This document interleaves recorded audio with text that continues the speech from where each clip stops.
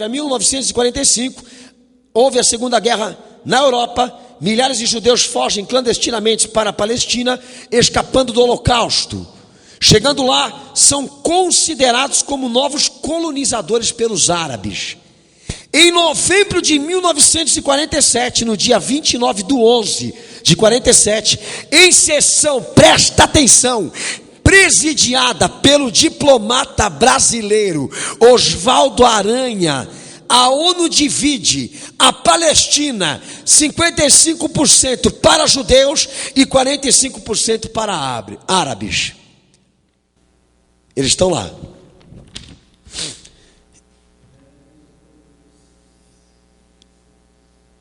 Em 1947, dividindo Israel em duas partes, metade para judeus e metade para palestinos. Qual é o interesse deles? A Bíblia está falando, ele vai lá. O anticristo vai se interessar pelo templo de Deus. Vai ser palco de interesses anticristãos. Jerusalém, Israel, como vítima desse governo mundial. Está aqui a ONU interferindo exatamente nesse conflito. Em novembro de 1947, no dia 9/11 de 47, sessão, já falei aqui. Maio de 1948, no dia 14/5 de 48, Ben-Gurion funda o Estado de Israel e começa a guerra com os árabes. Estados Unidos apoiando Israel e se influenciando nos conflitos que estão lá. Toda a cúpula presente lá. Em 1948 a 1950, mais de 900 mil árabes são expulsos da Palestina e um número semelhante de judeus é expulso dos países árabes. Israel ocupa 80% da antiga porção britânica. A Jordânia anexada a Cisjordânia e Jerusalém Oriental. O Egito fica com Gaza, mostrando exatamente a preferência aos judeus, a Israel, como condiz segundo Tessalonicenses que nós falamos aqui. Em 1964, a liderança palestina cria a Organização para a Libertação da Palestina, OPI, para comandar as forças para lutar contra os israelenses. Lembrando aqui que todos os armamentos que foram oferecidos à OPI, que é essa guerrilha, vieram exatamente desses países. Está certa a nossa fonte? Inclusive da Alemanha. Eles não querem que a guerra acabe. Em 1967, a Guerra dos 6 Dias, Israel derrota de forma fulminante a frente formada pelos países árabes, Egito, Síria e Jordânia, anexando a Jordânia nas colinas de Golã, no deserto de Sinai e Jerusalém Oriental. Quem ajudando por detrás? Estados Unidos. 1973, no feriado sagrado judaico Yom Kippur, Dia do Perdão, o Egito e a Síria tentam recuperar sem sucesso os territórios ocupados por Israel. Quem está por detrás defendendo Israel? Estados Unidos e a cúpula. 1978, Begin, presidente de Israel, e Sadat, presidente do Egito, assinaram um acordo de Camp David. Israel devolve a Sinai ao Egito e se torna o primeiro país árabe a reconhecer o Estado judeu. Em 1982, Israel invade Líbano para destruir bases da OPI, Organização para a Libertação da Palestina. E Arafat, líder dessa organização, e seus líderes são obrigados a abandonar o país e vão para a Tunísia, para ser implantada a semente da milícia armada do Hezbollah. Em 1987 começa a primeira intifada, ou rebelião dos territórios ocupados, ataque contra as forças israelenses, multiplicando-se na Cisjordânia e em Gaza, e é fundada a milícia palestina de Hamas. Em 1988, hoje, várias tentativas de paz sem sucesso. As 7 cabeças foram frustradas. A religião vive sob constante tensão e conflitos diários. Daniel 9:27. Eles vão fazer uma aliança de paz com Israel de 7 anos, da qual nos 3 primeiros anos e meio eles vão quebrar. Apocalipse também 11:2, 3 e 9, Apocalipse 2, 6, 14 e Apocalipse 13, versículo 5. O que eu quero deixar claro aqui, porque agora eu tenho que terminar porque meu tempo é curto, é exatamente que todas as alianças frustradas de paz entre esse conflito em Jerusalém, em Israel, com essas três religiões, dão argumentos para que eles introduzam o ecumenismo, ajudam e colaboram para exatamente persuadir a sociedade a acreditar que esses conflitos são gerados por causa de religião, mas na verdade, esses conflitos estão sendo gerados não é por causa da religião, mas por causa do ouro preto, negro, do petróleo que está armazenado no Oriente Médio, do qual deu exatamente elementos para guerras como nós tivemos aqui conflitos no Iraque em 1980 e Golfo em 1991, e argumento para os Estados Unidos invadir Saddam Hussein, usar exatamente aqueles ataques na Nova York, que tudo aquilo foi um cenário montado para invadir o Oriente Médio, porque ali existe a maior reserva de petróleo no mundo. Escuta bem o que eu vou te dizer. Como as reservas da Petrobras são fiscalizadas por navios americanos. Quem já viu essa matéria, levanta a mão. Inclusive, o presidente Lula foi lá e disse: não saiam daqui para condolência a Rice. Mas, na verdade, tudo não passa de um cenário. Por quê, pastor Daniel? Porque os blocos servem a 7 cabeças. Cenáculo da fé.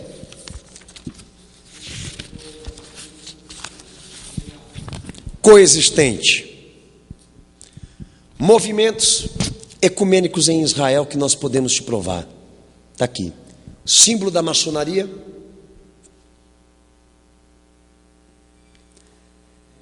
Um museu que expõe artes que na essência todos são de união entre as 3 religiões mais fortes do mundo. Está aqui, ó. Vai aparecer para você na tela aí. Esse órgão coexistente está aqui em São Paulo. O seu prédio, localizado não sei aonde aqui em São Paulo, algum lugar de São Paulo aqui, Centro Cultural Judaico, que são eles os idealizadores desse movimento ecumênico em Jerusalém e no mundo todo.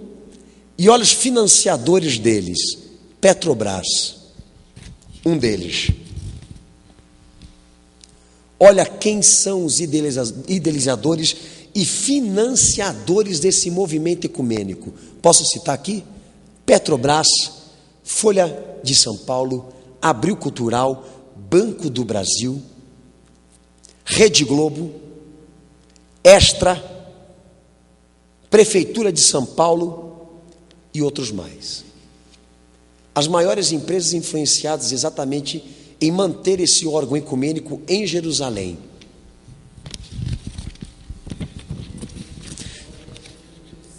Desde 2001 a 2008, eles estão espalhados pelo mundo todo, pela Europa toda, colocando Jerusalém como palco de conflitos e uma exigência de um acordo de paz entre as religiões lá. O anticristo está lá. Você não está vendo ele lá como pessoa, mas todos os organismos que denunciamos aqui como estrutura do anticristo estão lá, para te provar que a palavra de Deus não erra.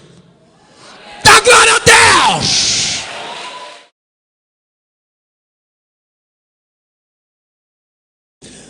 Quatro pontos. Ligar este movimento com as igrejas evangélicas tradicionais. Vamos colocar exatamente todos os órgãos competentes e instituições delegadas, como CMI, CNBB, CONIC, que são os órgãos ecumênicos, SESI, e todos aqueles que eu relacionei aqui, dentro das igrejas evangélicas. Igrejas Assembleias de Deus, Quadrangular, Metodista, Metodista Wesleyana, Presbiterianas, e muitas outras, todas relacionadas a estes órgãos ecumênicos. Vamos colocar a Igreja Brasil para Cristo, meus amados, que foi Manuel de Melo que quebrava santo quando era presidente dela, participando desse movimento ecumênico. Parece brincadeira. Nós vamos colocar exatamente representantes da teologia brasileira, todos influenciados até a testa. A partir de agora, você vai ter experiência de comprovar em matérias que o ecumenismo, representado pela Igreja Católica Apostólica Romana, pelas 7 cabeças e os 10 blocos, pela ONU, pelo Anticristo, estão dentro das igrejas evangélicas. Logo e breve, eles vão estar assistindo à Missa do Galo, lá em Roma, a capital do Anticristo. Objetivo 4, ligar esse movimento ecumênico dentro das igrejas evangélicas, é o nosso desafio. Você está vendo esse livro? Esse livro chama o novo rosto da missão. O que ele quer dizer com isso? Jesus mudou? A igreja mudou? Ele é o alfa e o ômega, o princípio e o fim. Ele sempre será o que é. Nova missão, porque tem alguma coisa aqui interessante para a gente falar. Na verdade, ele fala de movimentos ecumênicos e evangelical no protestantismo latino-americano. Nós estamos falando aqui do escritor Luiz Longini Neto, doutor em ciências da religião, também pastor de comunidades periféricas da cidade do Rio de Janeiro, professor no Instituto Metodista Bennett e no Seminário Teológico Batista do Sul, no Brasil. Ele é exatamente o que a gente fala de um grande ecumênico, defensor do diálogo interreligioso. E tudo isso aqui, olha o currículo dele, invejável, invejável. Ele defende neste livro uma nova postura de setores relevantes da Igreja Católica Apostólica Romana, influenciados pelos ventos liberalizantes do Concílio de Vaticano de 1962 e pelas conferências episcopais latino-americanas em Medellín, 1968, e Puebla, 1979, e a decorrente opção pelos pobres, que sempre tem que usar os pobres, referenciais teológicos da teologia da libertação, a qual tem a sua expressão pastoral e eclesial nas comunidades eclesiais da base dos SEBs. Tá bom? Então, a grande resumo deste livro, ele defende o diálogo interreligioso, coloca o ecumenismo como um movimento progressista, ou seja, que faz a igreja crescer, e condena o protestantismo, o fundamentalista, os conservadores, os denominacionalistas, antiecumênicos e grupos militantes. Ele chama de grupo militante o que defende a palavra. Você é militante? Você é, irmão? Quem imagina que você deve estar com uma carabina no bolso agora?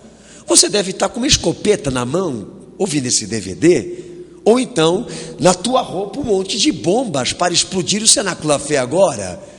Amém, Jesus? Militante, protestante, você é uma ameaça. Martinho Lutero, se reencarnasse no meu corpo agora, ele seria, com certeza, uma ameaça para o sistema. Um homem bomba. Ele é um homem bomba. Ele pregou 95 teses na Igreja Católica Apostólica Romana quando ele foi existente no cristianismo.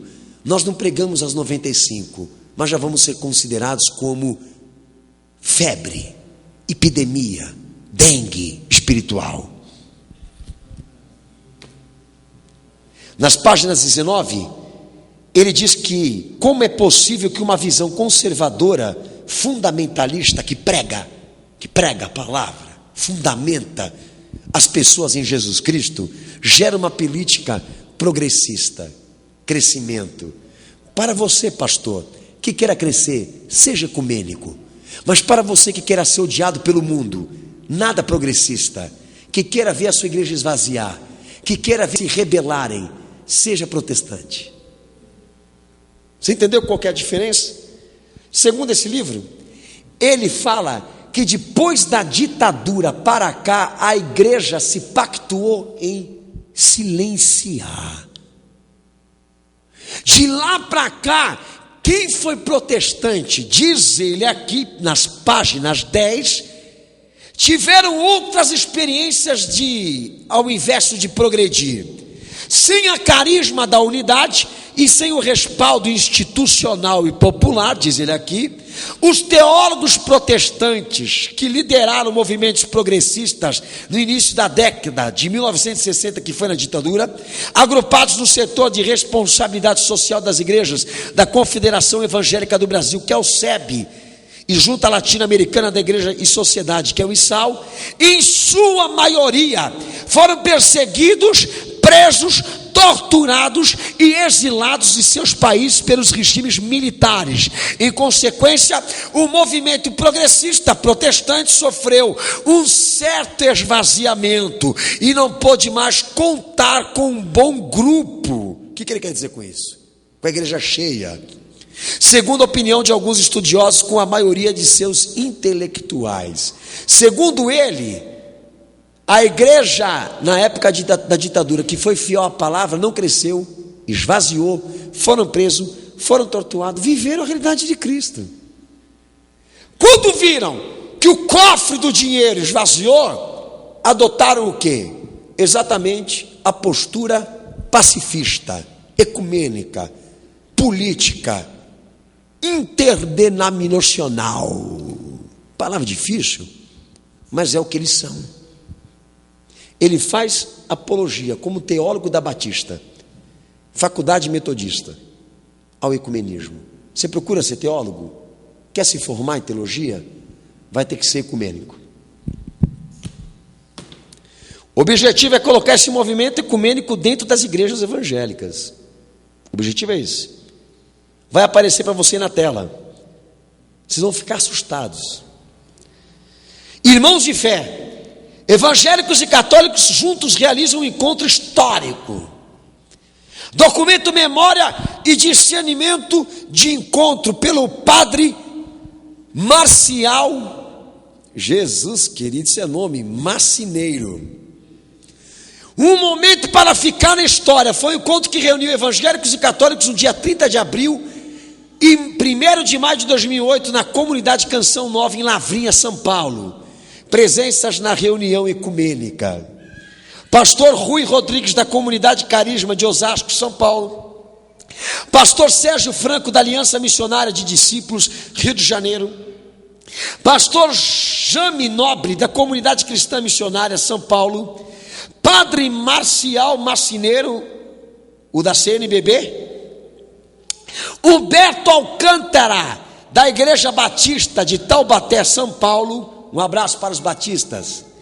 Pastor Vince Rego, Aliança Missionária dos Discípulos, Vitória, Espírito Santo. Bispo José Moura, presidente da Comissão para o Ecumenismo CNBB. Pastor Jorge Iminitian, Igreja Cristã da Argentina e presidente do Cresces. Pastor Abílio Chagas, Comunicação e Missão, Bauru, São Paulo. Iete Aleixo, Comunidade Bom Pastor, Rio de Janeiro. E outros representantes estiveram num grupo de serviço fraterno nesse dia, 30 de abril de maio, Igreja Batista presente como nunca. Site paróquias.org, matéria do dia 25 de 1 de 2003, vai aparecer para você aí. Protestante critica arrefecimento ecumênico. Ele está protestando porque o ecumenismo está sendo contestado. Brincadeira uma coisa dessa. O nome dele, o arrefecimento, ele está nervoso. Pastor José Leite, responsável pela Igreja Evangélica Presbiteriana de Portugal, ele está protestando porque o ecumenismo não está sendo aceito. Vamos deixar ele feliz ou vamos deixar mais zangado ainda? Em cenáculo, ele é leite, mas nós não vamos dar café para ele. Um abraço para o pastor José Leite. Você está sendo citado aqui no DVD, pastor. Jornal da Assembleia de Deus, Santa Maria do Rio Grande do Sul, janeiro de 2005. Colhido no site adesantamaria.org.br. Assembleia de Deus, um abraço ao Jabes de Alencar, participa de um culto ecumênico no Hospital Universitário de Santa Maria, realizado no dia 16 de dezembro de 2004, no Hospital Universitário de Santa Maria. Este evento contou com a participação de diversos grupos e corais, entre eles o Coral Cântico de Adoração, foto que vai aparecer aí, grupo de coreografias da Dinamis, da Santa Maria, que não é nada a mãe de Jesus, além da Assembleia de Deus. O culto ecumênico contou com a participação de igrejas católicas e o Evangelho Quadrangular. Site cpr.org.br, Jornal Desafio das Seitas, edição 37, primeiro trimestre, de 2006. Um próprio membro da Igreja Batista denunciando a Igreja Batista de movimentos ecumênicos. Poxa, não precisa ser tão sincero assim. Esse eu vou ter que dar ênfase. Olha, cenáculo, o jornalzinho que esse irmão fez protestando contra o presidente Fanini. Eu vou ler para vocês aqui. Olha a foto de cujo vai aparecer aí. O Fanini, que é o presidente das igrejas batistas. Olha o que eles falam, olha o que esse homem fala dele. Décadas de 60 e 70. Ele está aqui conversando com o Papa João Paulo II. Já está aqui, ó, quase dando um beijo aqui, ó. Batistas praticam o ecumenismo em 1970, com o padre Frei Félix, atuante no ecumenismo, representando o arcebispo católico Dom Eugênio Salles, falou nas reuniões da Batista no dia 21 de janeiro de 1970. Foi pregar lá na igreja Batista. Batistas praticam o ecumenismo em 1971. Alguns pastores batistas participaram de uma reunião ecumênica na antiga Guananabara. Batistas participam do ecumenismo nos anos 60. O ex-padre Aníbal Pereira Reis afirma que já nos anos 60 padres ocupavam púlpitos da igreja batista. Está na Lagoinha? Você ainda está na Lagoinha? Em 1988, concluídas as 5 reuniões, batistas apóstatas, fala aqui o irmão na fé, esse é irmão, representando também a apóstata Aliança Batista Mundial, assinaram em 23 de julho de 1988 o documento Convocação para Testemunhar de Cristo no Mundo de Hoje, juntamente com católicos.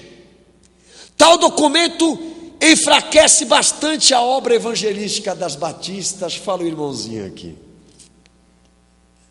Década dos anos 60, a aproximação dos batistas com Roma começou durante as reuniões do Vaticano II, nos anos 60, documento Convocação assinado em 1988 pelos líderes da Batista. Fanini dá o seu apoio ao diálogo ecumênico.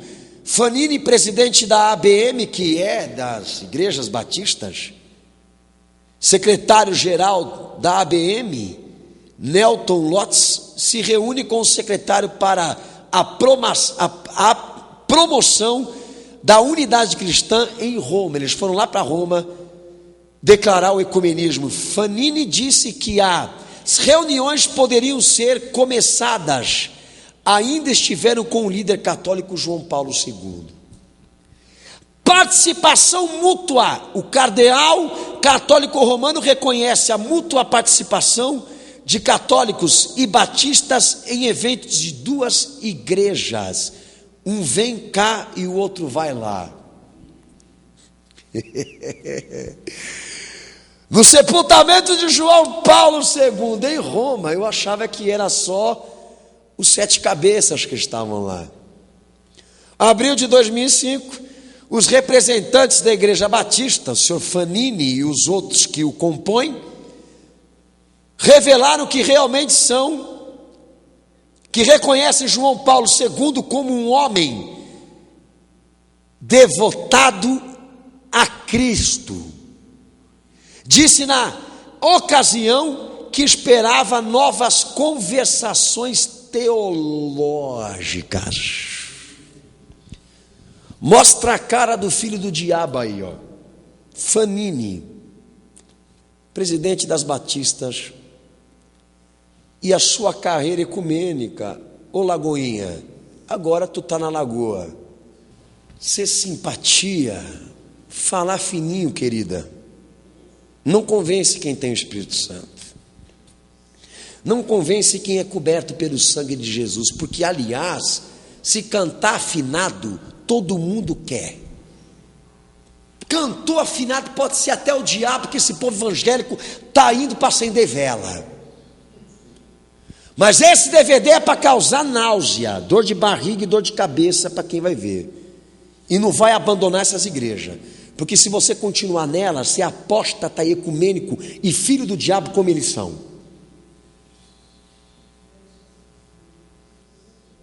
Site ipb.org.br, portal da Igreja Presbiteriana do Brasil, apoia o ecumenismo evangélico, o diálogo interreligioso. Só basta acessar, que você vai ver a declaração. Revista Enfoque.com.br, edição 77 de dezembro de 2007. Diálogo interreligioso. Darli Alves de Souza, de 39 anos, novinho ele, doutorado em ciências da religião pela PUC, membro da Igreja Presbiteriana Independente do Brasil. Nesta revista Enfoque, ele afirma que o ecumenismo não é utopia e que é preciso sair do conceito reduzido da mesa de comunhão estritamente cristã e buscar o respeito e o entendimento com as outras culturas e religiões. Quer dar milho para o povo de Deus? Quer dar milho para o povo de Deus? Site advi.com.br, notícia de 23/7/2007. Agora você está sentado aí? Pastor José Wellington, presidente da Convenção Geral das Assembleias de Deus do Brasil. Pastor José Wellington Bezerra, que é presidente de todas as Assembleias de Deus do mundo, ou do Brasil, né? Foi homenageado pela ONU. No dia 15 de maio, foi reeleito 18 vezes presidente das Assembleias de Deus. 18 vezes ele foi eleito para ser presidente da Assembleia de Deus. Precisa gostar muito dele, né, irmão? Tem que gostar pra caramba dele, né? O pastor Wellington e sua esposa e irmã dele, não minha, Wanda Freire da Costa, foram para Nova York, primeira classe, aonde o senhor pastor José Wellington foi homenageado em cerimônia realizada no auditório VIP da sede da ONU nos Estados Unidos, aonde diplomatas, políticos, todo tipo de espécie, escória do anticristo, estava lá para dizer para ele, José Wellington, você merece um prêmio Nobel da Paz. E aí, irmão, você quer o Ministério da Paz? Você quer o Ministério da Paz? Quer ganhar o prêmio Nobel da ONU? Quando que a ONU e a sua cúpula representativa do anticristo vai dizer para a Igreja Cenáculo da Fé: você merece um prêmio por esse DVD agora, vou te dar uma medalha de ouro, vou te coroar. Foi o que aconteceu com ele. Se você quiser Volta para a questão bíblica, para fundamentar a tua fé direito. Se você concorda que um representante de uma igreja cristã seja homenageado por um organismo que representa o próprio diabo na terra. Parabéns para você. BibleWorld.net.com.br. Pastor José Pinheiro defende o diálogo interreligioso. Ele é pastor da Igreja Batista em Perdizes, São Paulo. Doutor e mestre em ciência de religião pela Universidade Metodista de São Paulo, teólogo pela Faculdade Teológica de Batista de São Paulo e jornalista pela Faculdade de Ciências. Ele defende o diálogo interreligioso e também fala que a Coordenadoria Ecumênica de Serviços, SESI, que é um dos órgãos da CMI e do CLAI, tem o apoio das confissões. Eu acho que o senhor Manuel Lutero de Mello não vai gostar. Tem o apoio, SESI, apoio das confissões metodistas, Brasil para Cristo, Presbiteriana Unida e entre outras. Está aí a cara dele e está aí a declaração dele. Ele põe a Igreja Brasil para Cristo no elo ecumênico. Um abraço para o senhor Lutero de Mello, um abraço para o senhor. Continua representando o ecumenismo. Teu pai não foi nada ecumênico. A igreja conhece a história do Brasil para Cristo? Que a igreja dele foi queimada porque ele fez uma reunião num estádio onde ele mandou, em próprio dia, aonde iam festejar aqui no Brasil a padroeira, ele mandou todo mundo levar a santa lá para quebrar. Por isso que ele não é progressista, né, irmão? Teve a igreja dele queimada, mas os filhos dele agora estão tudo dando de diálogo. Pacifista. Vai ganhar o prêmio Nobel. Chama a ONU para dar o prêmio para os caras. Estão merecendo. Chama o anticristo para botar uma medalha de ouro neles.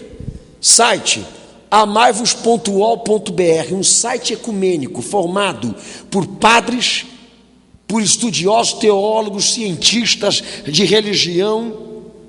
Nós encontramos uma figura querida lá, uma figura querida, do qual é chamado pastor Eduardo Rosa Pedreira, não é a pedra que Jesus falou. Ele está lá como editor do site, como parceiro e equipe do site Amai-vos Ecumênico. Cenáculo, eu coloquei no meu blog o nome desse indivíduo e ele mandou uma cartinha para o pastor, dizendo para mim que eu não estava compreendendo os poderes eclesiásticos.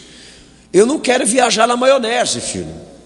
Não quero viajar na maionese. Você está dando um braço para o padre, para os jogos ecumênicos, para cientistas de religião, e está abandonando Jesus Cristo, amigo. Está botando a igreja no elo, no centro do anticristo e dos poderes do diabo. E nós que estamos viajando, nós que estamos loucos, daí a gente fala, igrejas tais. Ah, pastor, não é verdade.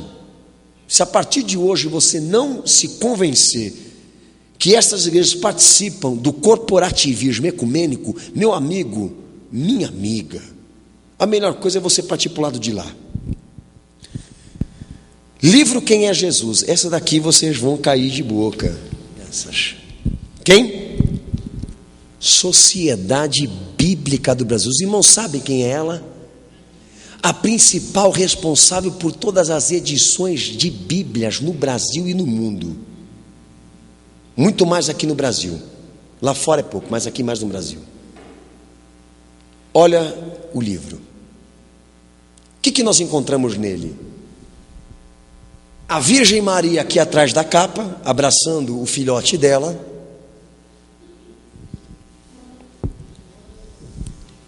O que será que ele quer dizer? Introduz apologia totalmente ecumênica nesse livro aqui, ligando o assistencialismo com a base da vida cristã. É o que ele faz nesse livro aqui. Na contracapa nós vemos a Virgem Maria. Na página 43, uma foto de um ritual de iniciação no candomblé, com os dizeres assim mesmo: para muitos cristãos nascer de novo significa ser batizado. Meu amigo, o que o batismo da fé cristã tem a ver com o candomblé? Mas ele põe a foto aí. Nas páginas 65, com a figura de São Nicolau, o Papai Noel, o autor classifica a festa como tradicional cristã. Você considera São Nicolau? Que, aliás, tudo que termina com lau termina na cadeia. Página 79.